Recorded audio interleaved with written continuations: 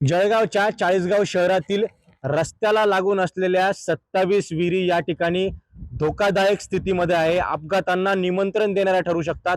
आपण सध्या धुळे रोड येथील श्रीरामनगर परिसरातील या विहिरीजवळ उभे आहोत. खरं तर ज्या ठिकाणी दोन रस्ते संपतात त्याच ठिकाणी ही विहीर आहे.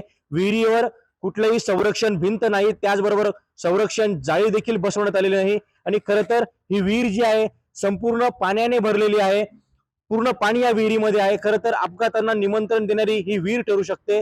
परिसरातील नागरिकांनी अनेकदा या विहिरी संदर्भात नगर परिषदेकडे तक्रारी देखील केलेल्या आहे की विहिरीवर संरक्षण जाळी बसवण्यात यावी. मात्र कुठल्याही प्रकारची दखल या ठिकाणी पालिका प्रशासनाने घेतलेली नाहीये. माझ्या पाठीमागे आपण बघू शकता की हा एक रस्ता आहे, त्याचबरोबर माझ्या उजव्या साईडला देखील रस्ता आहे आणि हे दोघंही रस्ते एकाच ठिकाणी या विहिरीच्या कठड्याजवळ संपतात. समांतर रेषेमध्ये रस्ता आणि विहिरीचा कठडा या ठिकाणी आलेला आहे आणि मोठा अपघात या ठिकाणी घडण्याची शक्यता वर्तवली जात आहे. नागरिक जे आहे ते वारंवार तक्रारी करत आहे. प्रशासन यांच्या तक्रारीची दखल घेणार का, आता हेच पाहणं महत्वाचं ठरणार आहे. खरं तर शहरात अशा 27 विहिरी आहे ज्या विहिरींवर कुठलंही संरक्षण जाळी नाही किंवा संरक्षण भिंत नाही.